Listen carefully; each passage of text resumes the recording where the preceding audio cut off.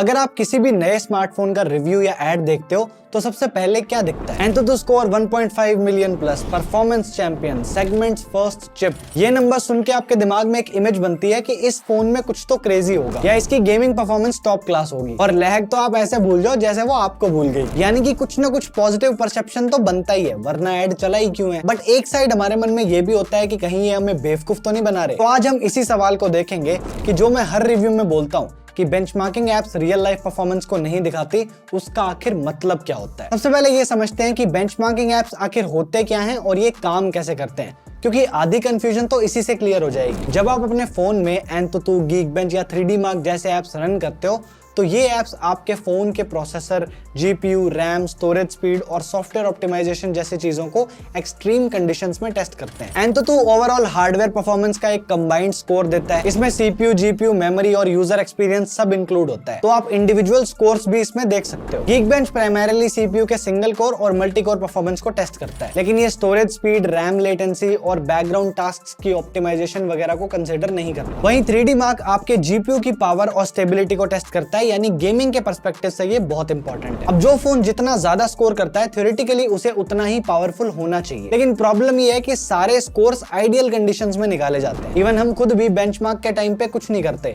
Background apps बंद ही होते हैं। रियल लाइफ में जब आप एक गेम को 1 घंटा खेलते हो तो फोन गर्म होता है, बैटरी गिरती है और परफॉर्मेंस थ्रॉटल होती है, लेकिन ये सारी चीजें बेंचमार्क्स कैप्चर नहीं करते। और अगर आप परफॉर्मेंस मोड में बेंचमार्क्स को रन कर दो फिर तो सिचुएशन और ज्यादा आइडियल से दूर हो जाएगी, क्योंकि परफॉर्मेंस मोड तो बैकग्राउंड टास्क्स को और कम प्रायोरिटी पे रखता है और इसी जगह से मिसमैच शुरू होता है। एड्स वगैरह देख के लगता है कि परफॉर्मेंस चैंपियन है, लेकिन जब रियल यूज में फोन लैग करता है या हीट करता है तब समझ आता है कि नंबर और एक्सपीरियंस दोनों अलग अलग चीज होती है। यानी कि मोस्ट केसेस में चीजें बस थ्योरेटिकली ही सही होती हैं। और सबसे बड़ी बात यह है कि बहुत से फोन्स खुद को बेंचमार्किंग एप्स के लिए अलग से ऑप्टिमाइज करते हैं। इसका मैं आपको एक रियल वर्ल्ड एग्जांपल देता हूं। जैसे अभी मैंने कुछ दिन पहले रेनो 13 और H60 Pro दोनों यूज किए हैं। दोनों में MediaTek 8350 मिलता है, जिसका एंतुतु 1.3 से 1.5 मिलियन होता है। ये नंबर्स बहुत सही हैं, लेकिन फोन की गेमिंग परफॉर्मेंस उतनी सही नहीं है। गेंशिन में ये प्रोसेसर 45 FPS के आसपास अटक जाता है।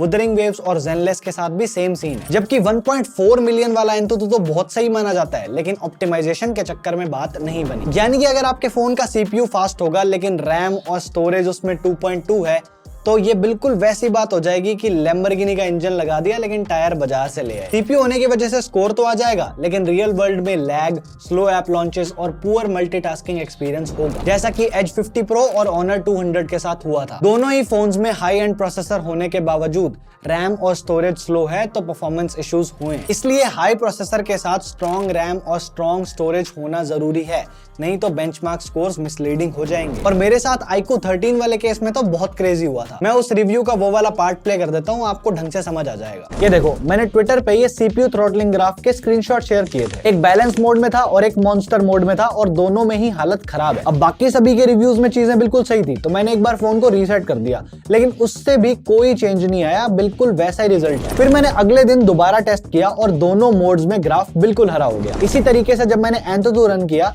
तो मॉन्स्टर मोड में स्कोर बैलेंस से कम आ रहा है, जबकि उल्टा होना चाहिए। और गीकबेंच के CPU स्कोर्स देखो आप, मॉन्स्टर मोड में स्कोर आधा हो चुका है, जबकि यहाँ पे भी उल्टा होना चाहिए। तो इससे ये तो क्लियर है कि कभी कभी बेंचमार्क्स में कुछ भी होता रहता है। और ऐसा नहीं है कि सिर्फ मुझे ये दिक्कत दिखी है। जब से ब्रांड्स को ये समझ में आया कि लोग बेंचमार्किंग को सीरियस लेने लगे हैं तो ये स्कोर के साथ भी खेलने लग गए। 2022 में सैमसंग गैलेक्सी S22 सीरीज में एक सर्विस थी जिसका नाम था गेम ऑप्टिमाइजेशन सर्विस। ये सर्विस बेंचमार्क एप्स जैसे गीकबेंच और एंतुतु को डिटेक्ट कर लेती थी, और जैसे ही उन एप्स को ओपन करते फोन अपने CPU और GPU को फुल पावर पे चला देता ताकि स्कोर हाई आए। लेकिन जब उसी फोन में गेम्स चलाते हैं तो GUS उसकी परफॉर्मेंस को थ्रॉटल करता था, और उसका रिजल्ट बेंचमार्क चलाओ तो लगेगा फरारी है, लेकिन एक्चुअल में है नैनो। और ये सिर्फ सैमसंग तक लिमिटेड नहीं है, OnePlus भी इस गेम में पकड़ा गया। इनके फोन्स बेंचमार्क एप्स के लिए टर्बो मोड ऑन कर देते थे, लेकिन बाकी सारी एप्स के लिए प्रोसेसर को नॉर्मल मोड में डाल देते थे ताकि बैटरी बचे। इससे थोड़ा UI की परफॉर्मेंस लैग करती थी, एनिमेशंस अटकने लगे, मल्टीटास्किंग स्लो हो जाती थी और एप्स बार बार रीलोड होते थे। कुछ चाइनीज ब्रांड्स, मेन स्ट्रीम वाले नहीं, AliExpress वाले, वो फेक एंतुतु बेंचमार्क भी रन कर देते हैं। मतलब आपको फूल किया जाता है कि टेस्ट चल रहा है, लेकिन बैकग्राउंड में फोन कोई भी कंप्यूटेशन नहीं करता, और यही टाइम पास करके एक स्कोर जनरेट कर दिया जाता है। 2021 2021 में कुछ चाइनीज ब्रांड्स ऐसे स्कैम में पकड़े भी गए थे। इसलिए आजकल एंतुतु जैसे ऐप्स भी फोन को ब्लैकलिस्ट कर देते हैं अगर ये डिटेक्ट करें कि फोन चीटिंग कर रहा है, जैसे इन्होंने Realme GT सीरीज के साथ किया था। एक एग्जांपल और देता हूं, Snapdragon 8s Gen 3 वाले फोन। जब ये प्रोसेसर लॉन्च हुआ तो बेंचमार्क स्कोर्स इनसेन थे, 1.5 मिलियन के ऊपर एंतुतु गीकबेंच में टॉप नंबर्स। लेकिन जब लॉन्ग टर्म गेमिंग टेस्ट किया गया, जैसे 30 मिनट का गेंशिन इंपैक्ट का सेशन,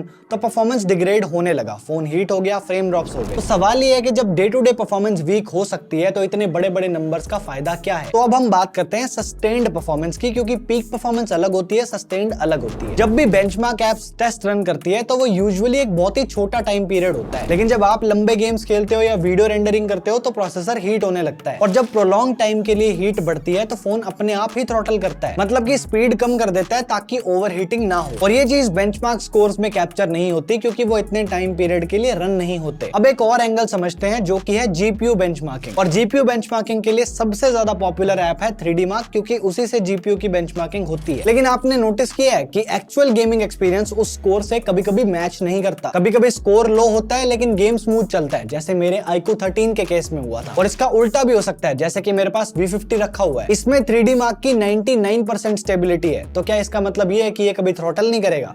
नहीं। 3D Mark का वाइल्ड लाइफ स्ट्रेस टेस्ट 20 बार सेम टेस्ट रन करता है। फिर इन 20 बार में जो पहला स्कोर होता है वो जनरली सबसे बेस्ट होता है, क्योंकि जीपीयू उस टाइम ठंडा होता है, उस पे कोई लोड नहीं होता। और जनरली लास्ट लूप वाला लोएस्ट होता है, क्योंकि उस टाइम जीपीयू बहुत हीट हो चुका होता है। और इस फॉर्मूला का हम यूज करके स्टेबिलिटी परसेंटेज निकालते हैं। अगर फोन 99% स्टेबिलिटी दिखा रहा है बट उसका लूप स्कोर ही बहुत लो है, यानी कि वो फोन पहले ही अंडर क्लॉक स्टेज में चल रहा है। एग्जांपल के लिए फोन ए का बेस्ट लूप स्कोर है 10,000 और लोएस्ट लूप स्कोर है 9900, यानी कि स्टेबिलिटी हुई 99%। फोन बी का बेस्ट है 6000 और लोएस्ट है 5940, तो स्टेबिलिटी हुई 99%। अब फोन बी ने लो परफॉर्मेंस से टेस्ट को स्टार्ट किया है, इसलिए स्टेबिलिटी सेम है, लेकिन ये मिसलीडिंग हो जाएगा। तो लूप स्कोर के साथ आपको बेस्ट स्कोर्स भी जरूर देखने हैं। और जीपीयू का परफॉर्मेंस बहुत ज्यादा डिपेंड करता है display resolution, game optimisation, thermal management और इवन सॉफ्टवेयर ड्राइवर्स पे। एक और लेयर है जो बेंचमार्क इग्नोर करता है, और वो है सॉफ्टवेयर ऑप्टिमाइजेशन। आप सेम प्रोसेसर के दो फोन्स कंपेयर करो, एक HyperOS के साथ और एक OxygenOS के साथ। दोनों का एंतुतु भले ही सेम हो सकता है, लेकिन OxygenOS वाला ज्यादा स्मूथ लगेगा, क्योंकि OxygenOS लाइट वेट है, ब्लोटवेयर कम है, बैकग्राउंड एक्टिविटी भी ऑप्टिमाइज्ड है। लेकिन बेंचमार्क एप्स को इन सबसे फर्क नहीं पड़ता, वो रॉ है बिल्कुल। और मैं आपको ऑप्टिमाइजेशन का बेस्ट एग्जांपल देता हूं। मैंने कुछ दिन पहले Reno 13 और V50 का कंपैरिजन बनाया था। आप दोनों का एंतुतु देखो, Oppo का ऑलमोस्ट डबल है, लेकिन अगर आप गेमिंग परफॉर्मेंस को ध्यान से देखोगे तो वो बहुत ज्यादा सिमिलर है। तो डबल एंतुतु आने का फायदा नहीं हुआ ना। तो अब ये सब देखने के बाद आपको इनके बारे में आगे से कैसे सोचना है? सबसे पहले तो बेंचमार्क नंबर्स एक बहुत ही रफ कंपैरिजन के लिए हो सकते हैं कि एक फोन दूसरे से कैसे कंपेयर कर रहा है, तो ये चीज आपके दिमाग में हमेशा होनी चाहिए। दूसरी बात जो मैं क्रिएटर्स को बताना चाहता हूं, इवन मैं खुद भी फॉलो नहीं करता, बहुत लोग नहीं करते, आपको एंतुतु का ओवरऑल स्कोर शेयर करने की जगह इंडिविजुअल जो स्कोर्स आते हैं वो शेयर करने चाहिए, ताकि लोग उसमें सीपीयू, जीपीयू, मेमोरी और यूएक्स का स्कोर अलग से देख पाए। इससे आपको ये समझ आएगा कि इस फोन का सबसे स्ट्रॉन्ग पार्ट कौन सा है। अगर सीपीयू स्कोर बहुत हाई है लेकिन यूएक्स स्कोर कम है तो ऑप्टिमाइजेशन में दिक्कत हो सकती है। तीसरी बात जो मैंने 3D Mark के रिस्पेक्ट में कही थी कि आपको उसमें स्टेबिलिटी परसेंटेज पे नहीं बल्कि लूप स्कोर्स पे ज्यादा ध्यान देना है। मैं आपसे अपने रिव्यूज में 20 की 20 लूप्स के स्कोर लिख दूंगा ताकि आप सही से समझ सको कि कौन सी लूप में ड्रॉप आया है। इसके बाद आपको थोड़ा रियल वर्ल्ड सेंट्रिक रिव्यूज देखने चाहिए, यूट्यूबर्स जिनके रिव्यूज में real world usage, app opening speed, camera latency, RAM management और गेमिंग पर्सपेक्टिव बताते हैं। इसके बाद आपको थोड़ा वेट करके फोन लेना चाहिए, क्योंकि हीटिंग इश्यूज आजकल किसी में भी आ सकते हैं। ये चीज भले ही आपको थ्रॉटलिंग ग्राफ में थोड़ी बहुत दिखती है, लेकिन पूरा आइडिया आपको तब भी नहीं लगेगा। और बेसिक सी बात जो हमेशा से कही जा रही है कि आप जब फोन लेते हो तो उसमें आप क्या देखोगे? YouTube चलाओगे, WhatsApp यूज करोगे, कैमरा चलाओगे, गेमिंग करोगे, आप उसमें बेंचमार्क नहीं चलाने वाले। तो परफॉर्मेंस भी फिर उन्हीं चीजों से जज होनी चाहिए जो आप करते हो। स्मार्टफोन मार्केटिंग ने बेंचमार्क को एक ईगो वॉर बना दिया है। सब चाहते हैं कि उनका नंबर दूसरे से ज्यादा हो। अपने दिमाग में सोचो, टेस्टिंग से समझो और एक्सपीरियंस पे ट्रस्ट करो। और उसी एक्सपीरियंस से अगर आपको अपने लिए बेस्ट फोन खरीदना है तो आप यहाँ क्लिक करके देख सकते हो। मैं आपको वहीं मिलूंगा। मेरा आज का हो गया। This is it from my side. Thank you so much for watching. I am Devanshu and I am always on leave, just sometimes appear.